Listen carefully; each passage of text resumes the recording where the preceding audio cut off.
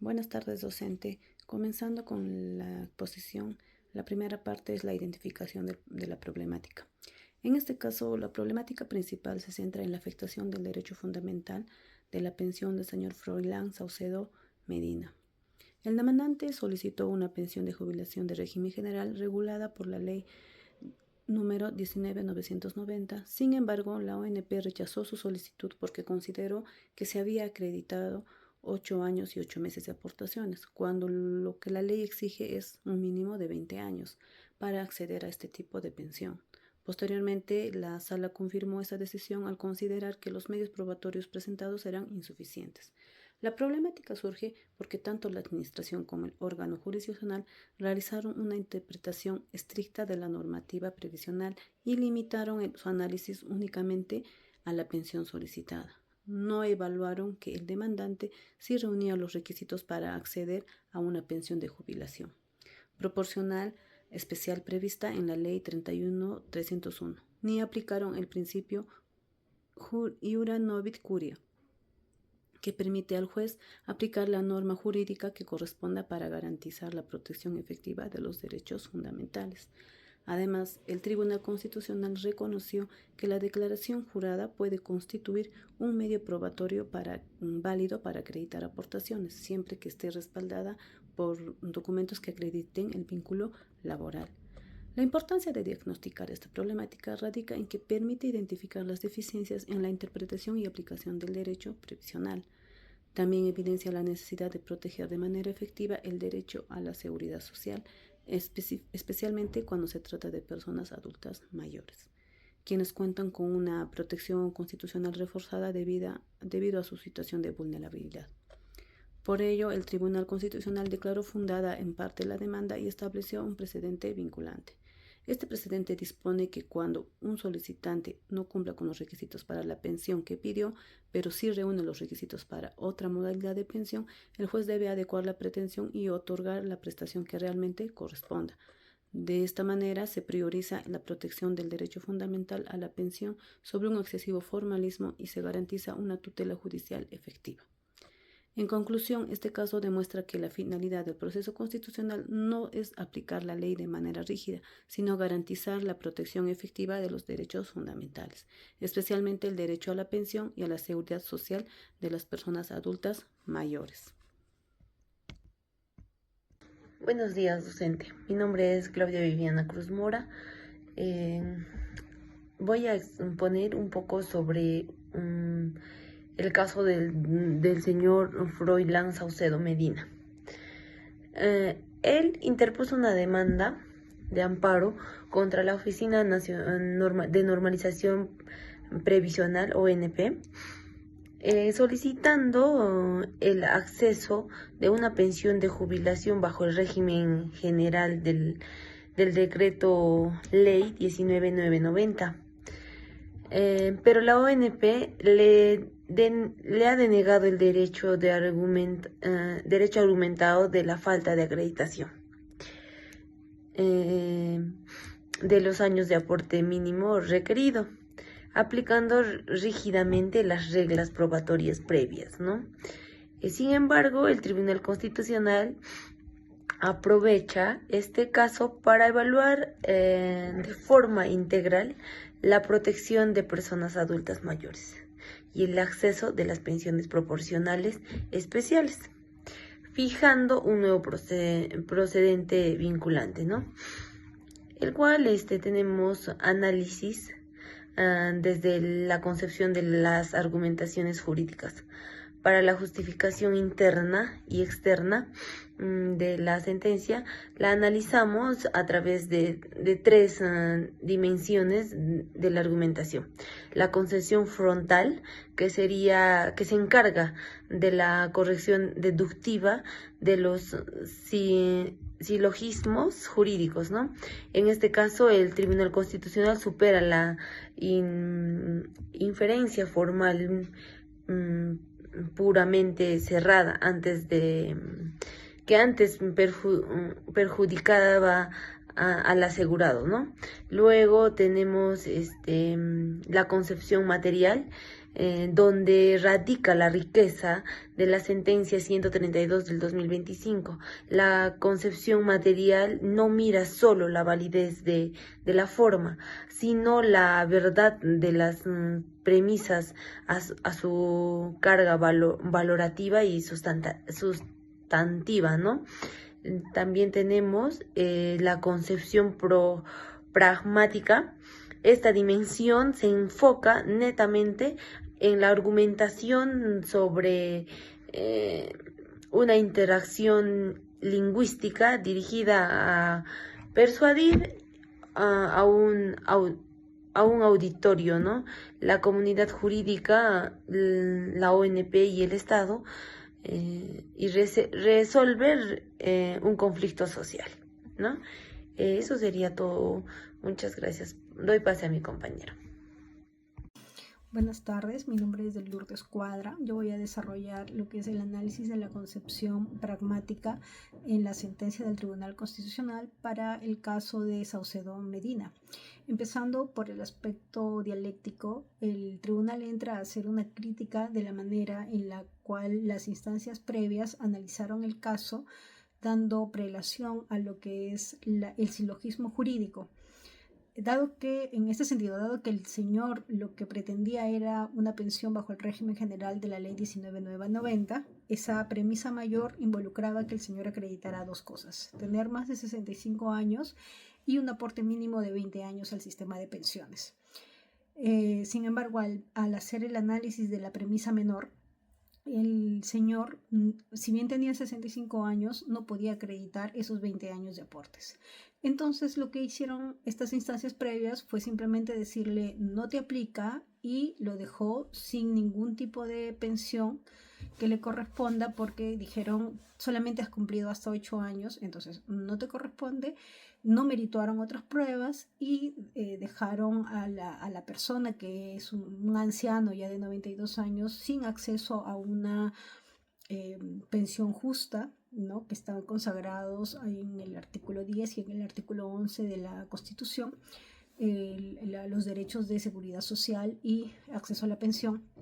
Y tampoco consideraron que el señor es un anciano, es una persona vulnerable y que también tiene derechos protegidos en el marco de las convenciones internacionales de los derechos humanos. Entonces, entra a hacer una crítica sobre la forma en la que ha hecho el análisis, para pasar a hacer lo que es la retórica y convencernos de por qué se tienen que tomar otras consideraciones para poder evaluar ese tipo de casos, ¿no? Para ello, reemplaza la premisa mayor y dice no le corresponde que se aplique la ley 19.990 porque de manera efectiva no obtiene los 20 años de aportes. Sin embargo, hay otra norma, que es la ley 3131, que sí me permitiría acceder a una pensión de manera proporcional a los años de aporte, ¿no? Y reemplaza también la premisa menor diciendo, ok, no cumples con los 20 años, sin embargo, hay otra norma, que es el Decreto Supremo 354-2020 de Economía y Finanzas, que en su artículo 37, numeral 3, inciso 7, señala que si has hecho tus aportes hasta el año 1999, se pueden considerar declaraciones juradas siempre y cuando vengan acompañadas de otro documento que permita acreditar que has tenido un vínculo laboral y que efectivamente has hecho aportes. Y se puede aceptar este tipo de documentos, de evidencias, teniendo en cuenta una realidad nacional lamentable, que es el de la informalidad laboral en el país. Entonces, este tipo de análisis lo sustenta y lo establece también como precedente vinculante en el fundamento 41 de la sentencia, para que sea aplicable y aplicada por todos los magistrados que tengan que resolver este tipo de casos. De esta manera, se salvaguarda el derecho del señor de poder acceder a una pensión justa, a una seguridad social, que pueda con ello desarrollar una vida digna, ¿no? Y se salvaguardan estos derechos constitucionales y también que están protegidos bajo los convenios internacionales. Buenas tardes, estimado docente. Mi nombre es Dani Ruder Gabamán Taipe. Voy a continuar con la siguiente parte de la exposición. Argumentación jurídica. Para ello, nosotros hemos presentado una propuesta de fallo alternativo. En este caso, nuestra propuesta es totalmente diferente a la decisión del tribunal, ya que consideramos que la demanda debió haberse declarado infundado. Esta posición se sustenta en tres argumentos principales. En primer lugar, la insuficiencia de los medios probatorios. El demandante sostiene que realizó más años de aportaciones de lo que la ONP le reconoce. Sin embargo, esta afirmación no quedó acreditada durante el proceso. Si bien es cierto, el demandante presentó certificados de trabajo y una declaración jurada, pero estas pruebas por sí solas no generan certeza necesaria para demostrar el tiempo laborado efectivamente. Ahora, como segundo lugar, esta posición es coherente con el criterio propio del tribunal, es decir, como precedente se cuenta con el expediente número 4662 del año 2007, el cual ha sido emitido por el mismo tribunal. Se establece que los certificados de trabajo deben valorarse conjuntamente con otros medios probatorios que permiten corroborar las aportaciones. En este caso, esos medios adicionales no fueron presentados, por lo que no existen elementos suficientes para desvirtuar la decisión adoptada por la ONP. Finalmente, se tiene que considerar el marco constitucional y legal. La Constitución reconoce el derecho a la seguridad social en sus artículos número 10 y 11. Sin embargo, ese derecho no es absoluto, ya que el artículo 38 del decreto ley número 19.990, el cual fue modificado con la ley número 26504, el cual exige acreditar un mínimo de años de aportación para acceder a la pensión de jubilación. Como este requisito no fue demostrado, no corresponde reconocer el beneficio solicitado.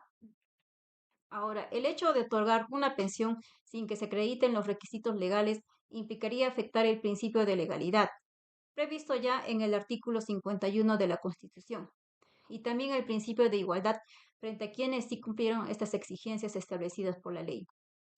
Por estas razones es que el grupo concluye que la ONP actuó conforme al marco constitucional y legal vigente sin vulnerar el derecho fundamental de la pensión. Por esto es que proponemos como fallo alternativo declarar infundada la demanda de amparo interpuesta por el señor Froilán Saucedo Medina y confirmar la validez de la resolución emitida en primera instancia por la ONP. Sería todo en cuanto a la exposición. Gracias.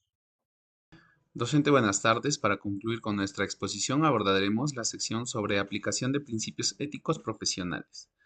En este punto es crucial entender que la argumentación jurídica no se reduce a una fría conclusión. El derecho en su máxima expresión es un compromiso ético con la justicia material y con los derechos humanos. En primer lugar, debemos evaluar el principio de propiedad y buena fe.